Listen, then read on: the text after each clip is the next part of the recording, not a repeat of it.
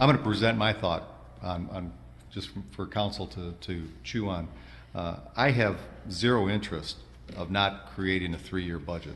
One, from a straight business standpoint, to be able to balance out the city, to come back and every year come back and do this back and forth, I don't believe is in the best interest of the taxpayers or the employees, and we have to level it off so that we can take off and go into some other directions, such as the arts, and do some things within the city that makes it even more marketable and draws more people into it. So I'm very much in favor of a 3-year budget without going forth on this. I'm also very much with regards to the special millage, interested in those, because then as the money comes back to the city on this back side of this economic turn that we've taken, that we can decrease, eliminate, or walk some of those special millages back at that point in time while still decreasing some of our general side of it. So my proposal on this at this point in time, nice music. That's nice. Sorry. Yeah, that's okay. My proposal on this is very similar to what the proposal that I made last year, that council desired not to go in that direction. 1, I'd like to see a 1 mil sanitation. 2, I'd like to see a 1 mil library increase. 3, I'd like to see a 1 mil general increase. I'd like to have that there is no city bond of the 0.52 mils will be generated off of these 3 mills and the reductions that will come back to the general fund, and that we will also start to address the 0.5 mil that we need for the silent deficit side of it. So to recap mine, I want to have a 3-year, 1 mil for sanitation, 1 mil for the library, 1 mil for the general, should be about $1.4 million. Of that, we will not be going for a 0.52 mils, which is the $223,000 that'll come off of the additional revenues that these 3 mills will generate. And then from there, we will have to also set the administration on a course during the course of that 3-year to work on the aging infrastructure, to work within those 3 mills that will take place. What I think that this does for us as a community is it gives us a very strategic landing pad, and I'm going to draw an analogy for you guys. Back 100 years ago, high jumping started, and I talked about this last year. High jumping started, and when they started, and everybody remembers from high school and seeing it on TV, high jumping.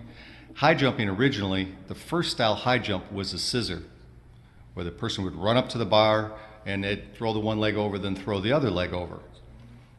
They did that because they wanted to land on their feet because the ground was hard.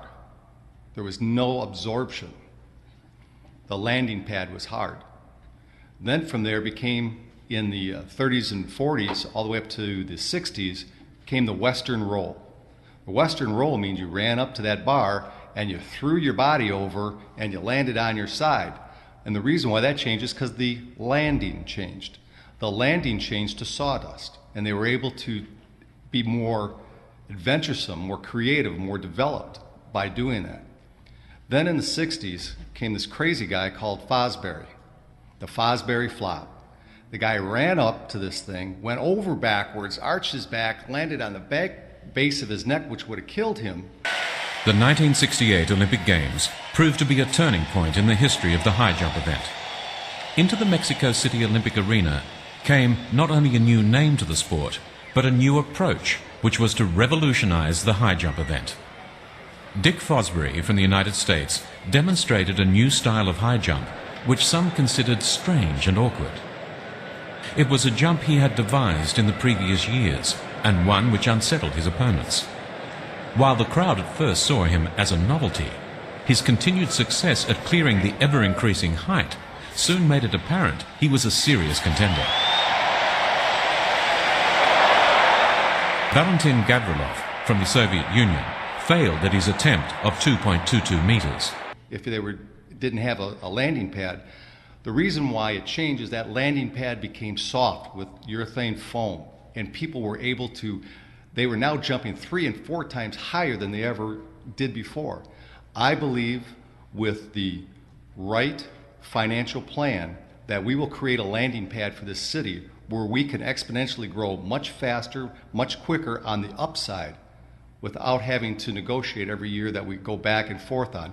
As the funds and as we get flush, we may not need that 1 mil for the sanitation, but we can draw those mills back. But I believe that that is in the best interest, and I believe that it would be a good, solid 3-year plan. Councilman Salufo. I'd just like to reiterate, I think you're going to say, yes, this is correct, but in your proposal, that would be leaving the police departments, we wouldn't be balancing our budget as no other community in Macomb County does. I wouldn't on touch, the back of a I'm not going to department. touch gambling funds. I'm not going to touch the rainy day funds. Those funds would stay in place because if we have, right now we have no contingency. We need those funds as contingency. That's the first thing. And second thing is, what is your proposal then on the retirees or any of those things? Nope, not touching. Thank you. Anyone else from council? Yeah. Councilwoman Blank. I just want to make it clear. You mentioned each of the mills, and so what do you come up with as a total? I'm sorry. 1.4 million. My phone went off. Yeah, I yeah, apologize. About $100 a year. 1.4 million, about $100 per household. Okay, and how many mills? 3 mills, 3 mills. about $1,339,092, and you're still going to go down by what was it, Barb? $48 this coming year. We're still going to go down. So a mill is about